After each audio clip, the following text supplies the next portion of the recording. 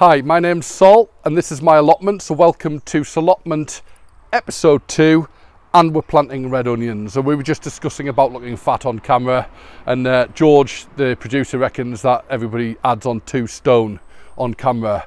I'm not sure that's true, George?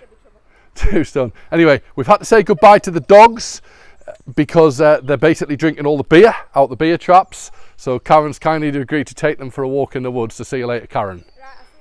Thank you. So now we're back to our beds. A small, narrow bed.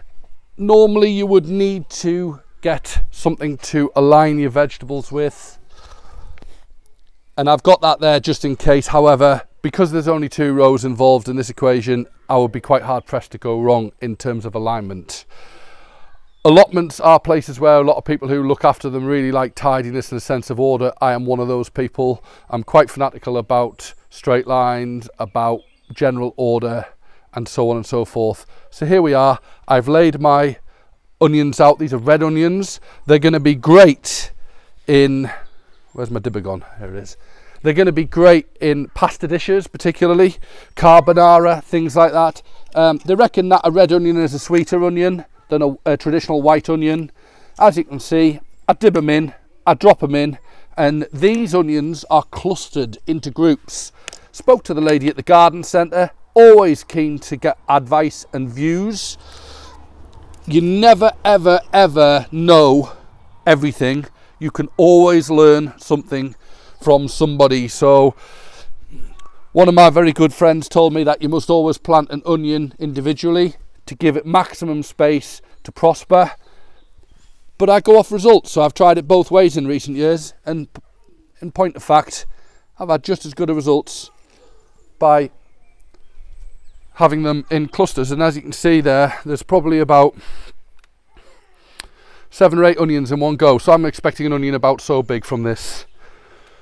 So quite productive in that respect.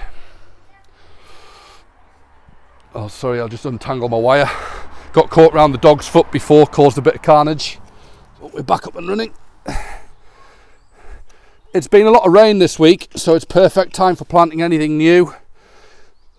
You are at the mercy of the weather, of course. So if it is absolutely blazing hot at the time when you're planting onions, then you've just got to get the ground moist with a watering can and keep it watered. Onions are one of those things that will bolt if given the chance. And what that means is the onion is saying, this is not good for me, I can't survive here. So what I'm going to do is I'm going to develop some babies. And that's what's called going to seed.